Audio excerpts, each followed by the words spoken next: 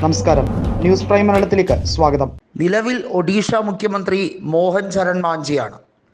പ്രതിപക്ഷ നേതാവ് പ്രസന്ന ആചാര്യയാണ്. നവീൻ പട്നായിക്കിൻ്റെ വലം കൈയായി അറിയപ്പെടുന്ന വ്യക്തിയാണ് പ്രസന്ന ആചാര്യ. നിലവിലെ രാഷ്ട്രീയ സാഹചര്യം കൃത്യമായി വിലയിരുത്തി തന്നെയാണ് നവീൻ പട്നായിക് ഇപ്പോൾ തീരുമാനം കടുപ്പിച്ചിരിക്കുന്നത്. രാജ്യസഭയിൽ BJPക്ക് കേവല ഭൂരിപക്ഷം ലഭ്യമാകുന്ന രീതിയിലേക്ക് ഈ നടന്ന ഇലക്ഷനുകളിലെ റിസൾട്ട് അവർക്ക് ഗുണമാകും എന്ന് വിശ്വസിക്കുന്നുണ്ടെങ്കിലും വലിയ തോതിൽ BJDക്ക് പ്രഹരം നൽകാൻ കഴിയുന്ന രീതിയിലേക്കാണ് കൊണ്ടുപോകുന്നത്. നമുക്കറിയാം, നേരത്തെ NDAക്ക് അവരുടെ രാഷ്ട്രപതി സ്ഥാനാർത്ഥികളെയും അതുപോലെ ഉപരാഷ്ട്രപതി സ്ഥാനാർത്ഥിയെയും ഒക്കെ വിജയിപ്പിക്കാൻ BJDയുടെ ബിജു ജനതാദളിൻ്റെ സഹായം വേണ്ടുവോളം ലഭ്യമായിരുന്നു. എന്നാൽ നവീൻ പട്നായിക് ഉചിതമായൊരു തീരുമാനമെടുത്തു. ഒരു കാരണവശാലും ഫാസിസ്റ്റ് ശക്തികളുമായി ഒരു കൂട്ടുകെട്ട് ഉണ്ടാക്കാൻ താല്പര്യമില്ല എന്നുള്ളത്. BJPയുമായി ചേർന്നുകൊണ്ട് സംയുക്തമായ മന്ത്രിസഭ രൂപീകരിച്ച് അധികാരത്തിലേക്ക് എത്തിയതായിരുന്നു നവീൻ പട്നായിക് ആദ്യമായി 2000-ൽ.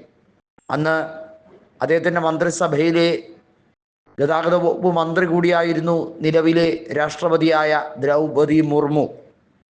നിലവിലെ രാഷ്ട്രീയ സാഹചര്യം വിലയിരുത്തുമ്പോൾ BJP എപ്പോൾ വേണമെങ്കിലും നിലം പതിക്കാം എന്ന രീതിയിലേക്കാണ്. മോഹൻ ചരൺ മാഞ്ചിക്കെതിരെ 20ഓളം റിബൽ MLAമാർ തക്കം പാർത്തിരിക്കുകയാണ്. അവർ രാജിവെച്ചാൽ ഒഡീസയിൽ BJPയുടെ ഭൂരിപക്ഷം താപ്പോട്ട് പോവുകയും BJP നിലം പതിക്കുകയും ചെയ്യും. നിലവിൽ അങ്ങനെ സംഭവിക്കുന്ന ഒരു രാഷ്ട്രീയ സാഹചര്യം ഉടലെടുത്തിരിക്കുന്നു. 20 MLAമാരുടെ രാജി ഉണ്ടായാൽ 78 അംഗബലമുള്ള BJPയുടെ ടാലി നേരെ 58-ലേക്കാകും. നിലവിൽ 51 MLAമാരാണ് ബിജു ജനതാദളിനുള്ളത്. 14 MLAമാർ കോൺഗ്രസിനുണ്ട്. 51ഉം 14ഉം കൂടി 65 MLAമാരുടെ പിന്തുണ ലഭിക്കും. കേവല ഭൂരിപക്ഷത്തിന് വേണ്ടത് 74 ഒഡീസയിൽ. നിലവിൽ കഷ്ടിച്ച് കേവല ഭൂരിപക്ഷം മാത്രമേ ഉള്ള BJPക്ക് ഇത് താങ്ങാവുന്നതിലും അപ്പുറമാണ്. പ്രസന്ന ആചാര്യ അവിശ്വാസ പ്രമേയം കൊണ്ടുവരാൻ വേണ്ടിയുള്ള തക്കം പാർത്തിരിക്കുകയാണ്. BJPക്ക് വിപ്പ് കൊടുക്കുമ്പോൾ വിപ്പ് ലംഘിച്ച് വോട്ട് ചെയ്യാൻ നിരവധി പേർ രംഗത്ത് വന്നാൽ തീർച്ചയായും BJPക്ക് ഭരണപ്രതിസന്ധി ഉണ്ടാവുകയും മന്ത്രിസഭ പിരിച്ചുവിടുകയും ചെയ്യേണ്ട സാഹചര്യം ഉടലെടുത്തിരിക്കുകയാണ്. അതുകൊണ്ട് തന്നെയാണ് നിലവിൽ സ്വതന്ത്രരായ 3 MLAമാരുടെ പിന്തുണ കൂടി BJP ഉറപ്പിച്ചിരിക്കുന്നത്. അതായത് 20 MLAമാരുടെ രാജി ഉണ്ടായാലും താൽക്കാലികമായി ഏറ്റവും വലിയ ഒറ്റകക്ഷി എന്ന രീതിയിൽ അപ്പോഴും 58 MLAമാരുടെ പിന്തുണയോടുകൂടി, സ്വതന്ത്ര MLAമാരുടെ പിന്തുണയോടുകൂടി, ഗവർണറുടെ സഹായത്തോടുകൂടി നിലവിൽ തള്ളി നീക്കാം എന്നതാണ് BJPയുടെ പ്ലാൻ.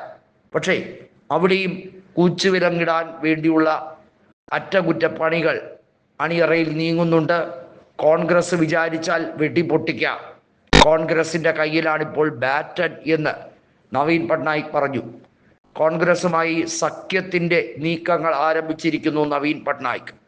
തദ്ദേശ സ്വയംഭരണ തെരഞ്ഞെടുപ്പിൽ ഉൾപ്പെടെ ഒഡീസയിൽ സർവ മേഖലകളിലും കോൺഗ്രസുമായി സഹകരിക്കേണ്ടതിൻ്റെ അനിവാര്യത BJD ഉറപ്പിക്കുകയാണ്. BJD ഔദ്യോഗികമായി ഇന്ത്യ മുന്നണിയിൽ ചേർന്നുകൊണ്ട് കോൺഗ്രസിനോടൊപ്പം സഖ്യം ചേർന്നുകൊണ്ട് മത്സരിക്കുന്ന ഒരു പ്ലാനിലേക്ക് കാര്യങ്ങൾ നീക്കുകയാണ്.